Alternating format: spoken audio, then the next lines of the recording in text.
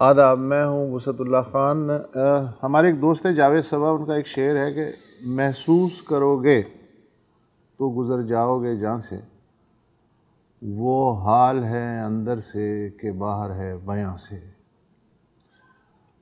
Imagine करें कि आप एक ऐसी फैमिली में पैदा हों जहाँ लड़कियाँ हों, लड़के हों और आप ट्रांसजेंडर हों। सबसे पहले तो आपका ख़ानदान आपको शायद ही कबूल करे। जब आप बाहर फेंक दिए जाएंगे तो समाज शायद ही कबूल करे। जब समाज आपको किक आउट कर देगा तो रियासत शायद ही आपको कबूल करे, और इस माहौल में आपको ज़िंदा भी रहना है। और इसके बाद अपने हुकूक़ की भी बात करनी है और ज़मीन से लग के रहना है। जो भी आ रहा है आपको कुचल के जा रहा है, लेकिन आपको फिर भी ज़िंदा रहना है। और उसी दौरान 4 या 5 उसी कम्युनिटी के पागल लोग उठते हैं, अपने हुकूक़ की बात करते हैं और आगाही फैलाने की कोशिश करते हैं ऐसे वल्नरेबल तबके से। और अब तो सूरत हाल ये है कि ये तो मैं बहुत ही अय्याशी वाली बात कर रहा हूँ कि रियासत रिजेक्ट कर रही है या ख़ानदान रिजेक्ट कर रहा है, अब तो उन्हें ज़िंदगी रिजेक्ट करना शुरू हो गई है और उन्हें अपनी जान के लाले पड़े हुए हैं। ट्रांसजेंडर कम्युनिटी जो हमारे ही दरमियान मौजूद है मगर हमें नज़र नहीं आती, और आती भी है तो उस एंगल से नज़र आती है जिस एंगल से उन्हें वो नज़र नहीं आते। और इसी दौरान हमारी मुलाकात एक एक्टिविस्ट से होती है और हम इस कम्युनिटी के जो मसाइल हैं उसकी खिड़की खोलने की कोशिश करते हैं और उसमें झांकने की कोशिश करते हैं। थैंक यू सो मच शहज़ादी राय कि आपने हमें ज्वाइन किया। शहज़ादी राय के बारे में बता दूं कि आप ग्रेजुएट हैं, आप थेरेपिस्ट हैं, आप बल्दियाती काउंसलर हैं और आप सोशल एक्टिविस्ट भी हैं। सोशल एक्टिविस्ट होना मर्द के लिए और औरत के लिए तो बहुत एक नॉर्मल सी बात यहाँ है। आपका सोशल एक्टिविस्ट होना किस चीज़ ने ट्रिगर किया? आप भी अपनी कम्युनिटी के बाकी लोगों की तरह खामोशी से सेक्लूडेड कोने में छुप के ज़िंदगी गुजार सकती थी? मैं समझती हूँ कि जो हालात हैं या जो उस वक्त हालात थे तो वो सर्वाइवल था किसी एक का एक्टिविस्ट बनना, क्योंकि कुछ हमारी कम्युनिटी में भी सेग्रीगेशंस होती हैं। जो डांसर कम्युनिटी होती है, सेक्स वर्कर डांसर कम्युनिटी होती है, सेक्स वर्कर कम्युनिटी तो बहुत वल्नरेबल होती हैं, वो ज़्यादा उनके केसेस होते हैं। किसी को तो उनके लिए भी लड़ना था, जो उनका कत्लो गारत थी, जो उनके ऊपर तशद्दुद था, उसे रोकने के लिए लड़ना था। मेरा इरादा बिल्कुल भी सोशल एक्टिविस्ट बनने का नहीं था। मैं भी अपनी कम्युनिटी में जब आई तो मैं भी एक मशहूर डांसर ही बनना चाहती थी, और मैं डांसिंग को बड़ा एक इज़्ज़त की निगाह से देखती हूँ, बड़ा प्यारा प्रोफेशन है। लेकिन वक्त ने मुझे एक्टिविज़म पे ले आए और मैं समझती हूँ कि किसी हद तक हमने चीज़ों को, वायलेंस को कंट्रोल किया है। ऑब्वियसली परफेक्ट नहीं है बट कुछ बेहतरी आई है। अच्छा, अब इसमें 2 सवाल हैं फिर। हमेशा किसी भी एक्टिविस्ट से बात करें, कोई एक इवेंट होता है, एक ट्रिगर होता है, बंदा कहता है कि यार नहीं, बस ये अब बहुत हो गया है। आपके लिए वो क्या था? मैं अगर कोई एक ऐसा इवेंट था या बस वो एक केस था, मेरी एफआईआर नहीं लिखी जा रही थी, मेरी कंप्लेन नहीं लिखी जा रही थी, और मैं एक बहुत सिंधी कंजर्वेटिव फैमिली पर इस्टेब्लिश फैमिली से बिलोंग करती थी। जो जब मैं वहाँ से आई तो एक अचानक से जो मुझे दिखने को नज़र आया कि हमारे दरवाज़े पुलिस ने हमारे लिए बंद कर दिए हैं। पूरी रात मैं वहाँ खड़ी रही, लेकिन मैंने कहा नहीं, मैंने नहीं जाना। तो कुछ लोगों ने फिर समझाया और वहाँ से रास्ता शुरू हुआ। पर वो केस जो था वो अल्फाज कि मतलब ख्वाजा सिरा की रिपोर्ट, रेप की रिपोर्ट, उनके लिए बहुत मजाक था कि ये क्या सीन है, ये मतलब ये क्यों उठ के आ गई है, और एक पॉलिटिकल पार्टी के सेक्टर इंचार्ज के खिलाफ एफआईआर, मतलब वो अच्छा और जब उन्होंने वो नाम सुना तो उन्होंने फिर मुझे थाने से निकाला। उन्होंने कहा क्या पागल हो गए हो? फिर हमें निकाल के गेट बंद कर दिया था शाबाश। कि निकलो भाई, और हम पूरी रात खड़ी रही, हम करेंगे, क्योंकि मैं पिछले 3 साल से वो ज्यादती बर्दाश्त कर रही थी। 3 साल बाद एक बस थी कि यहाँ मर जाऊँ या एक्शन लूँ, बट उसके बाद मामला बेहतर होना शुरू हुए। बट स्टिल मैं समझती हूँ आज तक भी मामला वैसे नहीं है जो ज़िंदगी गुजारने के लिए मैं कहती हूँ बेसिक सहूलतें भी नहीं। अच्छा, अब दूसरा सवाल इसके साथ ही, आपने कहा कि थोड़ी सी बेहतरी आई है, या आपने जो आपके एग्जैक्ट अल्फाज थे कि थोड़ा सा वायलेंस कंट्रोल हुआ है, वो कैसे? मतलब एक्टिविज्म से वायलेंस कैसे कंट्रोल होता है? बंदा सोचता है कि अगर किसी ने किसी को कत्ल करना है वो कर देगा, चाहे मतलब कितनी भी शोर मचे, कराची प्रेस क्लब के सामने कितने भी मुजाहरे हों, कितने भी हैशटैग्स चले, तो ये मतलब थोड़ा सा अगर आप मुझे बस समझा। अच्छा, पाकिस्तान में इस तरह था कि मर्द और औरतों के लिए एक अलग कानून था शुरू से आज तक, और ख्वाजा सराओं के लिए अलग है। हमें कोई भी मारते हुए अपनी वो कॉन्सिक्वेंसेस से नहीं डरता था कि मुझे जेल भी होगी या FIR भी कटेगा, तो मतलब वो चेंजिंग आई। और मैं उस पर सिंध पुलिस, औरत मार्च, कमीशंस, इनको बड़ा एक क्रेडिट देती हूँ कि इन्होंने एटलीस्ट एक एक्सेप्ट किया। सिंध पुलिस के लिए भी बहुत बड़ी चीज़ थी कि एक फोकल पर्सन, एक ख्वाजा सरा हमारी मेन ऑफिशियल्स मीटिंग में बैठेगी या बैठेगा। उनके दिमाग में बड़े सवालात थे, और मैं औरत मार्च कमीशन की औरतों ने बड़ी जद्दोजहद करके किया, तो उससे अब केसेस कम हुए हैं। जो आज से 10 साल पहले हमारा हाल था वो अब हाल नहीं है। उसमें केसेस कम हुए हैं बट केसेस ख़त्म नहीं हुए हैं। अच्छा, अवेयरनेस ना होने में एक सबसे बड़ी वजह ये होती है कि किसी भी कम्युनिटी में बुनियादी तालीम का रेशो क्या है। आपकी जो कम्युनिटी है, मेरा ख्याल है पाकिस्तान में सबसे ज़्यादा जो नाखानदा कम्युनिटी, मैं कहूँगा 1% लिटरेसी रेट है आपकी कम्युनिटी में। अब जब ये सूरत हाल है तो उसमें क्या हुकूक़ की बात कोई करेगा और कौन सुनेगा? तो ये जो 1% लिटरेसी रेट है, इसके पीछे क्या है? सेग्रीगेशन है, किसी स्कूल में नहीं जा सकते, क्या है मसला? इतना कम कैसे है लिटरेसी रेट? मैं समझती हूँ इसकी कसूरवार सोसाइटी है। सोसाइटी का जो रवैया है ना, वो हमें मार देता है। समटाइम्स हम कोशिश करके कहीं कोचिंग में एडमिशन दिलवा देते हैं या कुछ भी कर देते हैं, जो सुबह उठ के आप जब पहली सवारी लेते हैं जाने के लिए, किसी रिक्शा में बैठते हैं, आप वहाँ हरास होते हैं, आप इंस्टीट्यूट के चौकीदार हरास होते हैं। और कम्युनिटी की क्या, मैं एक्टिविस्ट हूँ, मुझे भी एक कुछ अर्सा पहले एक इवेंट के बाहर रोक लिया गया था। मैं पैनलिस्ट थी, मुझे कहा था नहीं ख्वाजा सरा कैसे आ सकते हैं, तो वो मानने को तैयार नहीं था। देन कॉल की और उन्होंने बड़ा एक आधा घंटा उस पर लगा, उस प्रोसीजर में सिर्फ एंटर होने के लिए। तो यही सेम सिचुएशन ख्वाजा सरा कम्युनिटी के साथ हर जगह है। हम किसी इंस्टीट्यूशन नहीं जा सकते, हम किसी बैंक नहीं जा सकते, तो रेशो कब बढ़ेगा? हुकूमत कितने भी ऐलानात करके ये काम सोसाइटी का, ये काम सोसाइटी, कसूरवार भी सोसाइटी में कोई तब्दीली देखी है आपने? जैसे अभी आपने ये बात की ना, वायलेंस को कंट्रोल करना। आई मीन, जो अगर मैं एज एन आउटसाइडर अगर इस चीज़ को देख रहा हूँ, तो मैं ये देख रहा हूँ कि बिल्कुल जैसे ही आवाज़ें उठाई भी जा रही हैं, उसका एक रिएक्शन भी काफ़ी खौफनाक देखा जा रहा है, कम से कम बयानात की हद तक या प्रोपेगेंडा की हद तक, या नफ़रतें भी बहुत देखी हैं।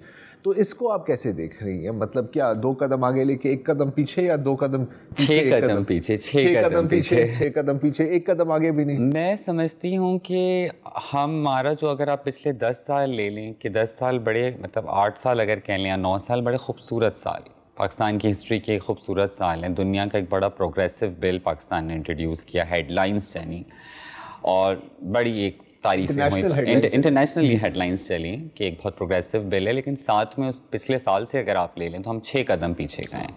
सोसाइटी कंफ्यूज है, सोसाइटी नर्वस है, तालीम नहीं है हमारी सोसाइटी के पास। और मुझे ये बात आज तक समझ नहीं आती, नफ़रत कहाँ से लाते हैं इतनी नफ़रत? बैठे बैठे वो किसी न किसी तबके से नफ़रत करना शुरू कर देते हैं। और हमारी ज़िंदगियों का, मैं समझती हूँ अगर आज सोसाइटी हमारे साथ खड़ी हो जाए, हमारे 100 में से तकरीबन 70% मसले जो गवर्नमेंट से हट के हैं वो सोसाइटी की वजह से। अच्छा, ये मसला बड़ा इंटरेस्टिंग है। ये सिर्फ सोसाइटी का इशू नहीं है।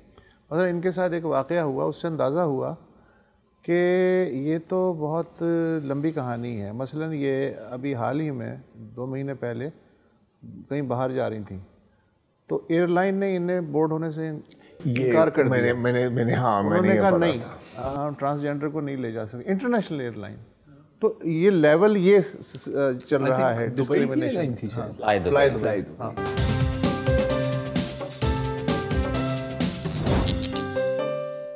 कहाँ ऑफिशियली कहाँ क्या था? उन्होंने मुझे कुछ नहीं कहा, उन्होंने पहले एक बोर्डिंग पास दिया जो दुबई से, कराची से दुबई था। उन्होंने कहा कि वेट करें आप, दूसरा बोर्डिंग पास आ रहा है। अगले सब चले गए। उसके बाद जब आखिरी में वो चले गए तो उन्होंने फिर उस वक्त मुझसे कहा 1 सेकंड बोर्डिंग पास दिखाइएगा। उन्होंने बोर्डिंग पास फाड़ा। वाह। और ऑलरेडी सिक्योरिटी पीछे खड़ी थी, उनको पता था ज़ाहिर रिएक्ट कुछ करेंगे। तो होगा। हाँ। उन्होंने कहा हमारे जहाज़ के जाने का टाइम हो गया, आप लोग अलाउ ही नहीं है। मैंने कहा ऑफिशियली आप मुझे लिख के दे दें। मैंने बोला मैं नहीं जाऊंगी, बट ऑब्वियसली सिक्योरिटी थी, उसने मुझे पकड़ा। आप ग्रुप में थी? मेरे साथ मेरी एक और ख्वाजा सिरा साथी थी। और दोनों को बगैर वजह बताया उन्होंने? दोनों को बगैर वजह बताए और बगैर कोई रिटर्न उसमें देखे उन्होंने कहा नहीं। और वो जल्दी से चले गए ना, जैसे वो मतलब एक जान छुड़ाना, फिर सिक्योरिटी फौरन आ गई। तो मुझे लगा कि ये बहुत प्लान था, बट मैं ये समझती हूँ कि ये ये एक एयरलाइन का इशू है क्या? नहीं, ये पूरे मिडिल ईस्ट का इशू है। आफ्टर फीफा उन्होंने अपने कुछ कानून को रद्दो बदल किया है। मुझे समझ नहीं आता, ये नफरत है। मैं इसको दीन से नहीं जोड़ती, मैं इससे आपका अपना एक इंटरनली ट्रांसफोबिया है, ये है जो हमारे सामने आ रहा है। अगर हम दीन की बात करें तो चले सऊदिया का, चले थोड़ा बहुत सऊदिया, दुबई हमें किस हक से नहीं आने देते? इधर बात तो सही है। हाँ, जैसे आपके यहाँ तो दुबई में तो मतलब को बिल्कुल ऐसा ही है। हाँ, वो बेसिकली पसंद नापसंद, अगर वो अरब लोग हमें पसंद नहीं करते तो वो उस हिसाब से कानून बना रहे। वहाँ बादशाहत है, हम बादशाहत को चले गोली मारें, पर हमारे मुल्क में तो बादशाहत नहीं है। मैं इनसे कह रहा था कि अगर यही हरकत किसी वेस्टर्न कंट्री में होती तो इस वक्त आप 10 करोड़ डॉलर का सीधा केस जो है वो जीत चुकी होती 2 हियरिंग्स में। ये इस तरह की बात। इस वक्त हम इनके प्राइवेट न्यूज चैनल के स्टूडियो में होते हैं। इतना नोट होता कि आपने पूरा चैनल खरीद लिया होता। आपने पब्लिक किया तो उसके बाद कुछ भी नहीं हुआ, क्योंकि हम ऑब्वियसली दुबई के सामने हम कुछ नहीं पूछ सकते, बादशाहत है। तो उन्होंने कोई जवाब नहीं दिया। उन्होंने कुछ बड़े मीडिया चैनल्स को जो है रिस्पॉन्ड किया, उन्होंने उनको ईमेल का जवाब दिया कि हमारी पॉलिसीज़ नहीं है। और उन्होंने कहा हमारी पॉलिसीज़ ये अंडरस्टूड हैं, आपको पता होना चाहिए। बट अनफॉर्चुनेटली मैं 2019 में ट्रैवल कर चुकी हूँ। ये बहुत रीसेंट उनकी डेवलपमेंट है। फीफा के बाद? हाँ, ये फीफा के बाद में ऐसी मतलब कतर एयरवेज वाले भी यही करते। कतर एयरवेज ने भी सडनली, उन्होंने कतर ने भी किया, क्योंकि एक और ख्वाजा सिरा हमारी थी एक्टिविस्ट, वो लाहौर से जा रही थी, उनको भी रोक। उनके यहाँ नहीं होता है? उनके हाँ भी होते हैं, बट एक मैं आपको एक बात बताऊं, मैंने दुबई में, मैं खुद पहले दुबई जा चुकी हूं। मैंने आपको जिक्र किया कि पहले उन्होंने कोई मसले, तब उन्होंने पाकिस्तानियों के लिए कानून डिफरेंट है दुबई। ये तो है। ये आपको रिटन पॉलिसीज हो, यूरोपियन हो, ओहो, तो आप यू आर वेलकम। नहीं, जाहिर गोरी बाहों का जमाना कभी होगा ना पड़ा। तो ये मसला है बेसिकली। ये तो एक निस्बत मेरे ख्याल एक छोटी सी मिसाल है ऑफ डिस्क्रिमिनेशन जो आप फेस करते होंगे ना। अभी रिसेंटली एक जगह एक सेमिनार भी हुआ था यूनिवर्सिटी में, जहाँ पे आप पैनल पे थे। हाँ, टाइम हो गया। और वहाँ पे आप पैनल पे थे ना? जी, मैं पैनल। वहाँ पे भी आपने कुछ फेस किया? वहाँ पे वही मैं किस्सा अभी बता रही थी कि मैं पैनलिस्ट थी और मैंने पहले कहा था कि मैं नहीं आना चाह रही, क्योंकि उस दिन हमारा एक और इवेंट था, तो मैं उस इवेंट के ऑर्गेनाइज़र थी। तो उन्होंने कहा नहीं हमें आप ही चाहिए हैं, आप आ जाएं। मैंने कहा ठीक है भाई, इतनी इज्जत दे रहे हैं तो चली जाती हूँ। और मैंने सोचा था कि कुछ पॉलिटिशियंस भी आ रहे हैं, तस्वीरें खिंचवाऊँगी उनके साथ, एक सोशल मीडिया पे लगाऊँगी। बड़ा खुशी में तैयार व्यार होके गई। और मेरे साथ एक जर्मन गोरी भी थी, वो वीडियो बना रही थी मेरे साथ। अब वो देख रही है गेट पे, मुझे आने नहीं दे रहे। फिर उन्होंने मतलब उन्हें यकीन ही नहीं आया। उन्होंने कहा कि ख्वाजा सिरा की उससे गलती हुई है। उन्होंने बोला एक और इवेंट हो रहा है, आप वहाँ चली जाए। खैर मुझे लगा शायद फिर मैं इतने कॉन्फिडेंस से बोल रहे हैं और इतनी देर लगा दी है, तो मैं गलत जगह आ गई। और मैंने साड़ी वेयर की हुई थी, तो मैं खैर उठा के बड़ा रोड पे दोबारा वहाँ गई। और उसके बाद वहाँ गई तो उन्होंने कहा नहीं आप वहीं हैं, आप सही थी। उसके बाद जब मैं वहाँ गई तो वो जो मॉडरेटर थी वो बाहर आई है। उसने कहा सॉरी, उसने बोला आ जाएं। और फिर वहाँ पे ऑब्वियसली पैनल पे मैं बड़े गुस्से में उस दिन थी, क्योंकि वो दिन बड़ा ख़ास दिन था, बिजी थे। औरत मार्च भी हो रहा था ना? औरत मार्च की मैं ऑर्गेनाइजर थी, तो मैं वो छोड़ के यहाँ आई थी। और मैं इसलिए नहीं आई थी कि मैं इस तरह से मैं जलील किया जाए।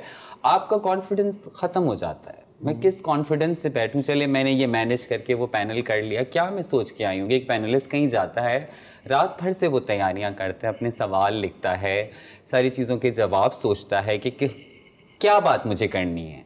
हम अपनी कम्युनिटी को इसी रिप्रेजेंट कर रहे पैनल हैं। में इन्होंने एक बहुत दिलचस्प बात की। इन्होंने कहा कि 75 साल में मर्दों ने जो मुल्क ये चलाया है, यहाँ तक पहुँचा दिया है, हमें मौका दे तो शायद हम थोड़ा इससे बेहतर इसको चला सकें। मेरा ख्याल है बात में अच्छा, अब लेकिन इसमें एक सवाल बनता है। फर्ज करें आपको मौका मिल गया है, हाँ, अब मुझे पता है कि इतना आसान सवाल नहीं है, जवाब नहीं है शायद, लेकिन पहले 2-3 काम क्या करेंगे? एक ही काम हमारी करूंगी, तनख्वाहें बढ़ाने मैं के सिर्फ अलावा। एक काम करूंगी, मैं अकाउंटेबिलिटी हर इदारे की रखूँ। हमारे यहाँ बहुत सारे इदारे हैं जो अकाउंटेबल नहीं हैं। कोई 10-12 तो है। हाँ, वो सारे इदारे सिर्फ अकाउंटेबिलिटी पे आ जाएंगे तो मैं समझती हूँ कुछ आप नैब बनाएंगी?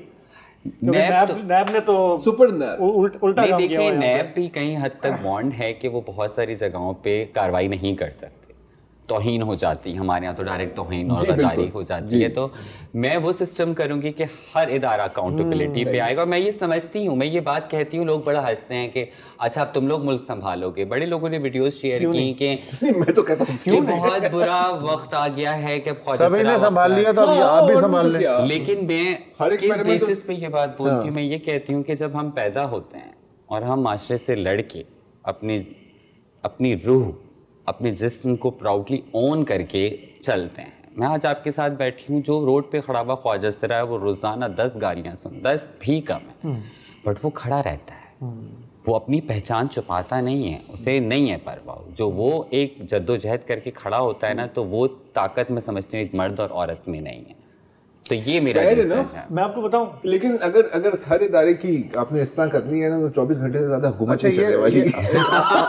आप जो बात है, देखिए जो आप जो बात है है, बाहर जाती रहती हैं, थाईलैंड, नेपाल, इंडिया और बाकी ममालिक में कॉन्फ्रेंसों में, वहाँ जो ख्वाजा सरा कम्युनिटी है उसका क्या हाल है, और वहाँ की ऐसी कौन सी चीज़ें हैं जो आप चाहती हैं कि यहाँ भी हों, इस समाज में भी हों, ताकि ये एक हेल्दी समाज बने? सोसाइटी एक्सेप्टेंस, गवर्नमेंट शोबों में, लॉ एनफोर्स डिपार्टमेंट में वहाँ ख्वाजा सरा हैं। मसलन किसी मुल्क का नाम लेके बता। आप नेपाल में एक पार्लियामेंटेरियन हैं, इंडिया में काफ़ी सारे मेयर भी एक बनी हैं, एक जो हैं वो एसएसपी हैं, और आई गेस एसएसपी हैं या कि हाई रैंक पे पुलिस के हैं। तो ये ऐसे ममालिक हैं जो हमारे साथ साथ, हम मतलब बांग्लादेश भी देख लें, बिल्कुल साथ हैं, साथ ही आज़ादी ली है, साथ ही हैं। वो हमसे बहुत आगे, उनकी सोसाइटी बहुत आगे। आप यकीन माने, नेपाल छोटा सा मुल्क है, नहीं वो बड़ी सही जगह है। इतनी इज्जत देते हैं वो लोग। उनके कानून हमसे इतना अच्छा कानून नहीं है उनका ख्वाजा सराओं के लिए, ट्रांसजेंडर कम्युनिटी के लिए, लेकिन वहाँ एक्सेप्ट। सोसाइटी में फ़र्क है। हम यहाँ चल नहीं सकते, हम बाहर निकल नहीं सकते। एक अजीब नफरत है लोगों के दिल में जो समझ नहीं आता वो क्यों है। अच्छा, एक और चीज़ जो एक हेल्दी साइन है यहाँ पे कि शायद पहली बार बल्दियाती जो इदारे हैं उनमें ख्वाजा सरा कम्युनिटी के लिए सीटें रखी गई हैं। हाँ, कराची में जी, सिंध पूरे में ख्वाजा सरा ये खुद हैं उसी सीट पे।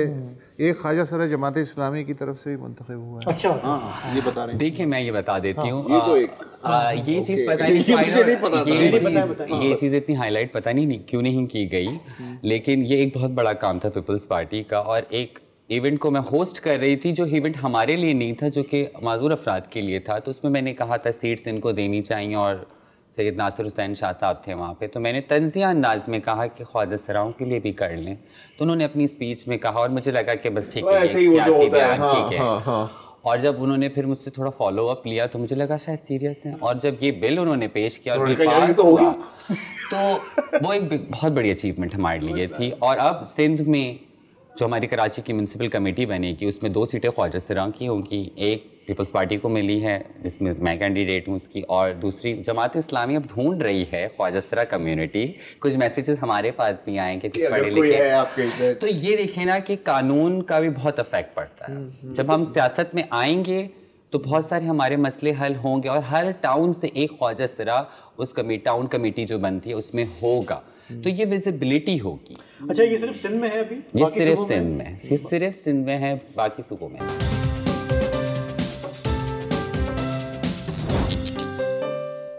पंजाब में कुछ और काम हो रहा है एक और तरह का। मसलन वहाँ हाल ही में इन्होंने ऐलान किया कि तहफ़्फ़ुज़ सेंटर्स बना रहे हैं हर डिस्ट्रिक्ट लेवल पे, डिस्ट्रिक्ट हेडक्वार्टर में।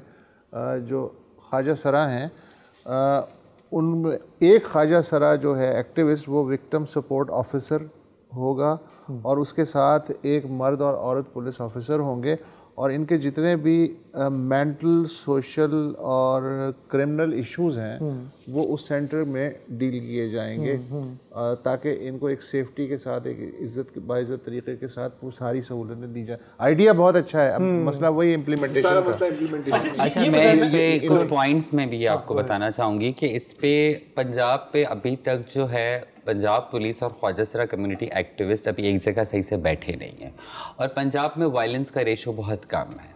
काम करने की ज़रूरत हमें सिंध और केपीके में, बलूचिस्तान का नाम इसलिए नहीं ले रही क्योंकि वहाँ के सारे ख्वाजा कम्युनिटी कराची शिफ्ट हो गई है। कुछ केपीके चले जाते हैं पेशावर की तरफ, लेकिन तकरीबन 80% कराची। तो मतलब ना होने के बाद। हाँ, तो अभी तक पर मैं कहूँ कि हमारी सिंध पुलिस को भी हमने ये मशवरा दिया है और मैं फोकल पर्सन हूँ सिंध पुलिस की, उनके साथ काम कर रही हूँ। तो मैं समझती हूँ अगर सिंध में भी ये हो जाता है तो ज़्यादा कराची बिलखुसूस, क्योंकि कराची में जो वायलेंस केसेस हैं वो बहुत ज़्यादा है। अच्छा ये कराची में और खैबर पख्तूनख्वा में क्या रीज़न है? एक लहर सी आई हुई है पिछले 1-1.5 साल से, बहुत ज़्यादा कत्ल हुए हैं, बहुत ज़्यादा। अच्छा, वो लहर 1-1.5 साल से नहीं है, वो लहर हमेशा से है। अच्छा, अब वो रिपोर्ट होने लगे हैं। हाँ, ये फर्क अब थोड़ा मीडिया ने उसे उठाया है तो आपको नज़र आ रहा है, अदरवाइज शुरू से यही हाल है। और यही सेम हाल वो एक ही लहर कराची में भी है। I don't know why Karachi की वैसे तो सारी खबरें दिखाते हैं, हमारी खबरें, हमारे मर्डर्स का जिक्र नहीं होता।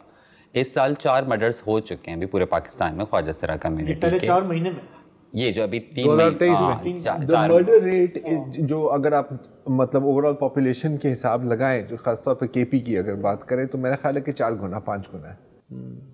तो मैं ये समझती हूँ कि काम हमें सिंध में और केपीके में बहुत करने की ज़रूरत है, जो वैसे नहीं हो रहा। सिंध में बड़े मतलब लेजिस्लेशंस वगैरह हो रही हैं, बट स्टिल हम पिछले 2 सालों से या 1.5 साल से जो हेट कैंपेन्स बर्दाश्त कर रहे हैं ना, हमने बड़े कदम आगे बढ़ाए और अब हम 6 कदम पीछे हट रहे हैं। एक और सवाल आपसे ये है, आपने अगेन एक जिक्र किया था ना कि कम्युनिटी के अंदर भी लेवल्स हैं, दर्जे हैं। और अक्सर क्योंकि पहले भी जैसे डॉक्टर सारा हमारे साथ थी और भी बहुत लोग हमारे साथ थे, तो एक सवाल हमें से पूछता है कि कम्युनिटी के अंदर से कितनी सपोर्ट है? मतलब ख्वाजा सरा का साथ देते हैं। देखिए, हमारा अपना एक मैकेनिज़्म होता है हिजड़ा कल्चर, जो पिछले 4000 साल से इस बड़ी सगीर में है। पूरे दुनिया में वो ये सिर्फ एक बड़ी सगीर का कल्चर है जिसने हमें सर्वाइव रखा है।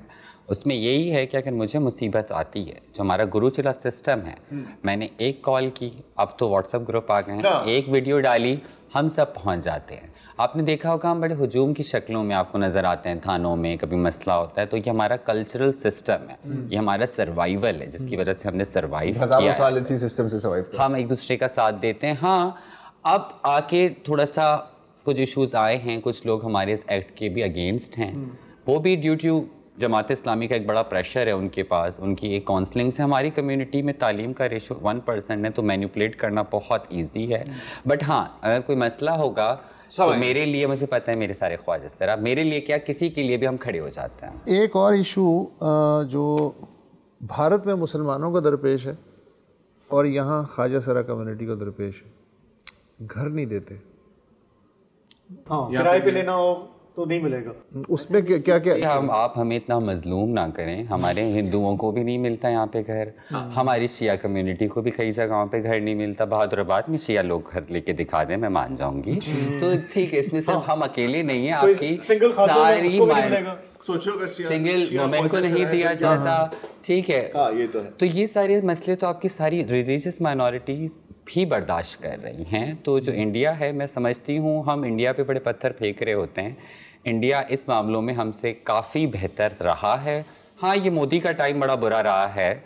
एक वो राइट विंग की जो जमात की सारी जो उनके मसले हैं, जो ये उन्होंने गाय का गोश्त के ऊपर मसले किए, सारे किए, फिर निकाब पे इशू किए, लेकिन हाँ, हमारा कंपैरिजन इंडिया से नहीं बनता।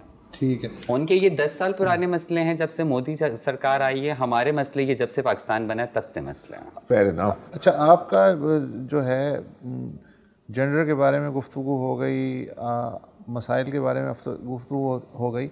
एक बहुत ही रेयर चीज़ है जो मैं जानना चाहता हूँ, ये जो इकनॉमिक इश्यूज़ इस वक्त हम फेस कर रहे हैं, एज अ पाकिस्तानी हर कोई फेस कर रहा है, और पॉलिटिकल बहरान भी है, इस पे आप लोगों का या सिर्फ आपका क्या पॉइंट ऑफ व्यू है?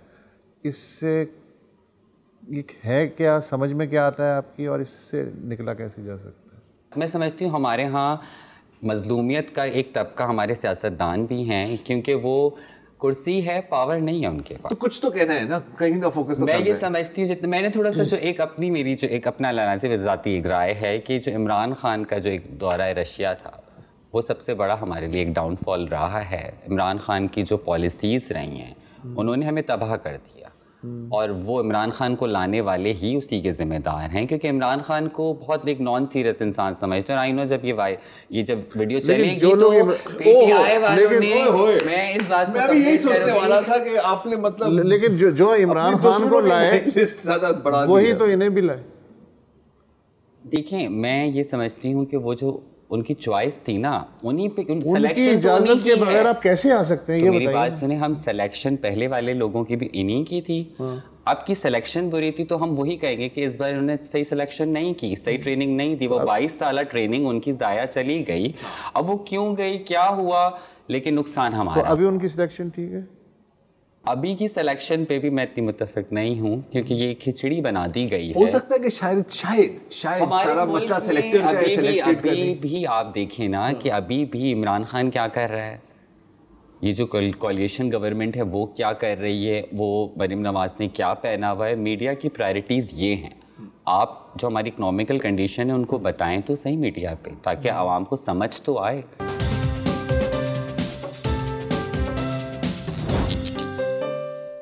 आप तीनों की गुफ्तगू से बड़ी मायूसी भी हुई। क्यों? मुझे लगता है शायद आप इस मुल्क के हालात से बड़े ज़्यादा वाकिफ़ हैं और मायूस लगे। ये आपका ख्याल हम है? हैं मायूस? ये आपका ख्याल है? मैं ख्याल अब कंफर्म करना चाह रही हूँ कि आप मायूसी लगी मुझे, मतलब हाँ, मैं बड़ी पर उम्मीद हूँ क्योंकि सरवाइव है हमारा। हाँ, तो ये मायूसी आप पर उम्मीद क्यों है? हाँ, आप बताएं। क्योंकि मैं पर उम्मीद इसलिए हूँ कि ये उस पर उम्मीदगी की वजह से मेरी शायद सर्वाइवल हमारा यही है। हमें रहना तो यही है ना, मुल्क तो नहीं छोड़ सकते। पूरी उम्मीद होने के अलावा कोई ऑप्शन नहीं है। होगी, आप थेरेपिस्ट भी हैं। यस। तो हाँ, अब मतलब ये मेरी एक, अब मुझे पता है कि अपने आप की थेरेपी कर रही हूँ। आप ये कह रही हैं पूरी उम्मीद होने के अलावा कोई ऑप्शन ही नहीं है। एग्जैक्टली, ये कह रही हैं। हाँ, शायद वो लफ्ज़ मैं शायद बोल नहीं पाई। नहीं, क्योंकि मुझे शदीद ज़रूरत है थेरेपी की। मेरा ख्याल है कि पूरे मुल्क को ज़रूरत है थेरेपी की।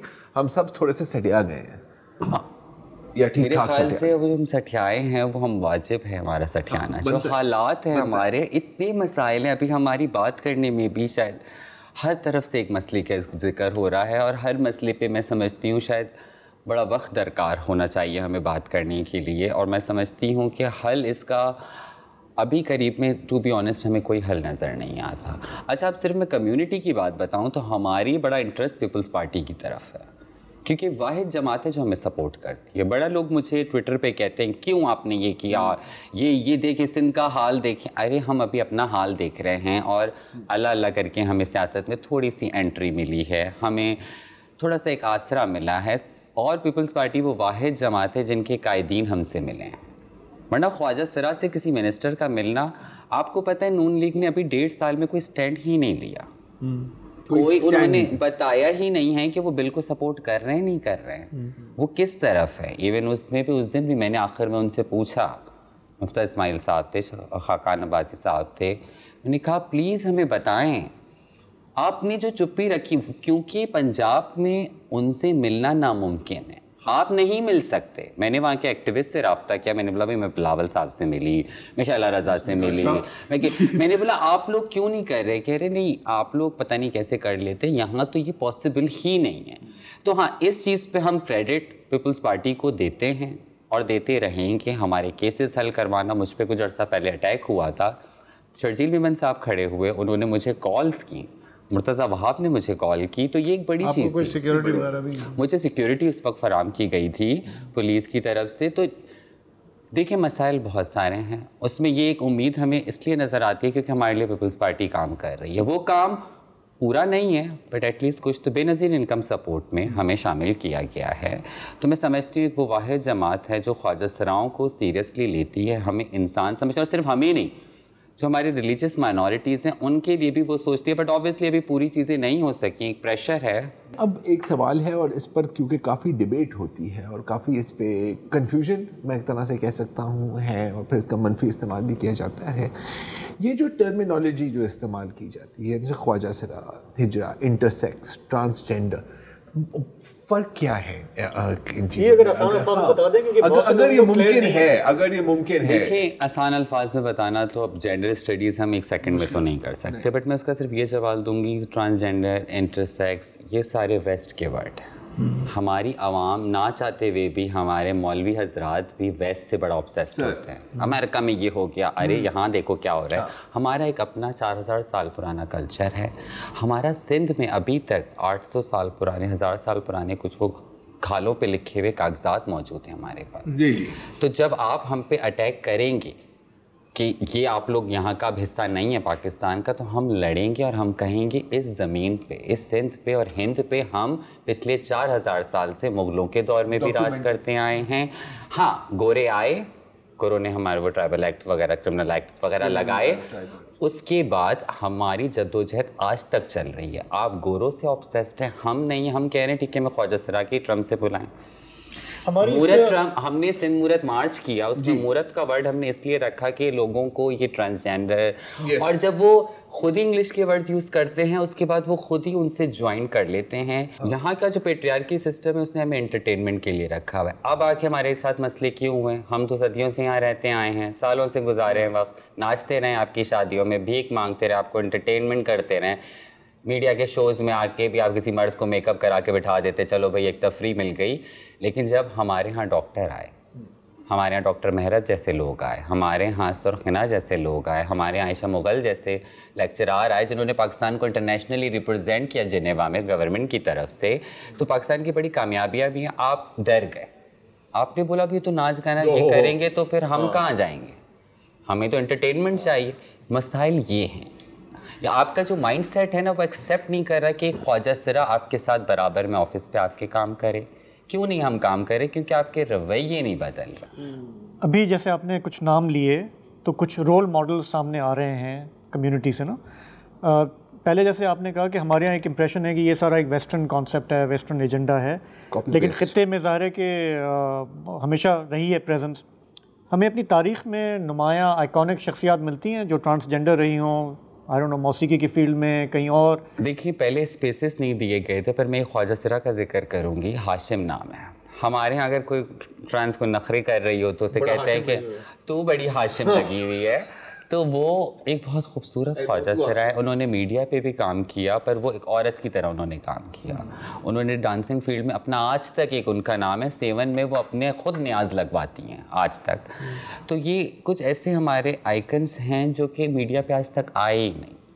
लो भाई, एक और मिल गया। बहुत खूब। हाशिम को बुलाया। बहुत खूब, बहुत खूब। अगली नहीं, आप प्लीज़ उनको बुलाएं। वो बड़ी रिस्पेक्टेबल हमारे लिए हैं। और मैं ये समझती हूँ जो माइंडसेट है उसके चेंज करने पे भी हमें बात करनी होगी। ये वेस्ट का जो एजेंडा लाए हैं, ये वो कंजर्वेटिव, वो रिलीजियस एक्सट्रीमिस्ट लोग लेकर आए हैं जो हमसे खौफज़दा हैं। नहीं, वो कॉपी पेस्ट कल्चर है ना। अच्छा, चूंकि वहाँ से बोरो किया, यहाँ पर इस्तेमाल किया। गुफ्तगू दिलचस्प मराइल में दाखिल हो चुकी है, तो फिर शो यही वक्त है कि प्रोग्राम जो है रोक दिया जाए। समय समाप्त हो गया। हाँ, समय समाप्त हो गया। समय समाप्त होने की घोषणा। अच्छा Bharat, thank you so much. आप हिंदी से ऑब्सेस्ड हो गए, घोषणा कर। ये तो हमारा प्रोफेशनल काम रहा है ना, बीबीसी हिंदी में। मैं बीबीसी हिंदी फिर सही है, फिर सही। शहजादी राय साहिबा, क्या शुक्रिया अदा करना चाहिए। शुक्रिया। बल्कि आप ऐसा करें, आप ही प्रोग्राम का इख्तिताम करते हैं कि जी हमें इजाज़त दीजिए, खुदा जो भी कहना चाहें। Thank you so much team का जिन्होंने मुझे इन्वाइट किया। और प्लीज़ इस शो को देखिएगा, नेगेटिव थॉट्स मत रखिएगा। आपकी सोच अलग हो सकती है, हमारी सोच अलग हो सकती है। आप हमारी सोच को सुने,